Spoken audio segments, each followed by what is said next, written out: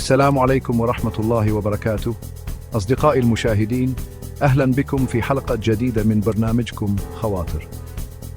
في عالم اليوم تمثل ناطحات السحاب رمزاً للتطور العمراني والتكنولوجي للدول، فكلما ازداد ارتفاع هذه الأبراج ازدادت معها قدرة الإنسان على الإبداع والابتكار. واليوم سنأخذكم في رحلة شيقة نستكشف فيها أطول 10 أبراج في إفريقيا، ونقف على التطور المذهل الذي يعرفه المغرب في هذا المجال.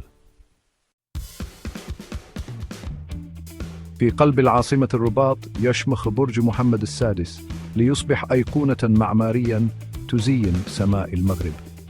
يصل ارتفاع هذا البرج إلى 250 متراً، مما يجعله أعلى برج في إفريقيا.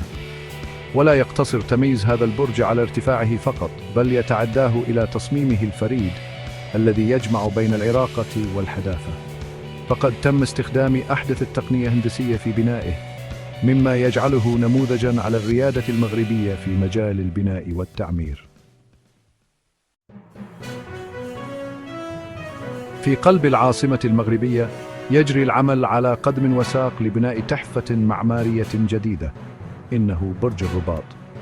سيصبح هذا البرج من بين أطول الأبراج في القارة الإفريقية، وسيساهم في إعادة رسم ملامح مدينة الرباط ليجعلها مدينة حديثة وعصرية. ويعد هذا المشروع الضخم دليلاً على التطور الاقتصادي والعمراني الذي يعرفه المغرب. تعرف مدينة الدار البيضاء بكونها مدينة التناقضات، حيث تمزج بين العراقة والحداثة. ويعد برج الدار البيضاء أحد المعالم التي تجسد هذا التنوع. يتميز هذا البرج بتصميمه العصري الذي يضفي على المدينة لمسة جمالية فريدة. Chapter 4 برج طنجة، بوابة المغرب نحو التطور في مدينة طنجة. المدينة التي تعد بوابة المغرب نحو أوروبا. بناء برج طنجة وهو مشروع طموح يهدف إلى تعزيز البنية التحتية للمدينة وجعلها مركزاً اقتصادياً وسياحياً هاماً. ويعد هذا البرج رمزاً على انفتاح المغرب على العالم واستعداده للمنافسة في المجال العمراني. Chapter 5 برج مراكش، انعكاس للتطور العمراني في المدينة الحمراء. تعرف مدينة مراكش بأسوارها الحمراء وتراثها الغني، لكنها اليوم تشهد تطوراً عمرانياً كبيراً. ويأتي برج مراكش ليجسد هذا التطور الذي تعرفه المدينة، حيث يعد من المشاريع الرائدة التي ستساهم في تعزيز البنية التحتية وجذب المزيد من الاستثمارات. Chapter 6 برج فاس، إضافة جديدة إلى سكايلاين المدينة العريقة.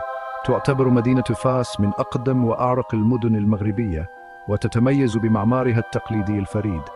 ويأتي برج فاس كإضافة جديدة إلى سكايلاين المدينة، حيث يجمع بين التصميم العصري واللمسة التقليدية التي تميز مدينة فاس. تعد مدينة مكناس من المدن التاريخية الهامة في المغرب، وتتميز بمعالمها الأثرية الفريدة. ويأتي مشروع برج مكناس لتحسين البنية التحتية للمدينة وجعلها أكثر جاذبية للسياح والمستثمرين. تعد مدينة أكادير من أهم الوجهات السياحية في المغرب، وتتميز بشواطئها الجميلة ومناخها المعتدل. وسيعطي برج أكادير دفعة قوية لقطاع السياحة في المدينة، حيث سيوفر فنادق ومطاعم ومرافق ترفيهية عالمية المستوى.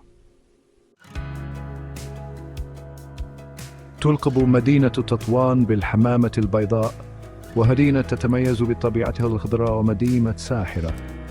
ويعد مشروع برج تطوان خطوة هامة نحو مستقبل واعد للمدينة، حيث سيساهم في توفير فرص عمل جديدة ودعم الاقتصاد المحلي. تعد مدينة وجدة بوابة المغرب نحو الجزائر، وتتميز بموقعها الاستراتيجي الهام. ويعد برج وجدة أحد المشاريع الواعدة التي ستساهم في تعزيز التنمية الاقتصادية في المنطقة الشرقية للمغرب.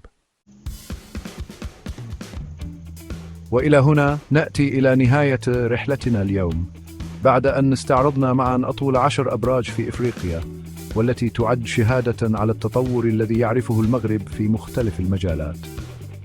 إن هذه الأبراج ليست مجرد بنايات شاهقة، بل هي رموز للإرادة والعزيمة والطموح الذي يتمتع به الشعب المغربي. فإلى لقاء قريب مع حلقة جديدة من برنامجكم خواطر. شكرا لمتابعتكم. لا تنسوا الإعجاب بالفيديو والاشتراك في القناة لمزيد من المحتوى المميز.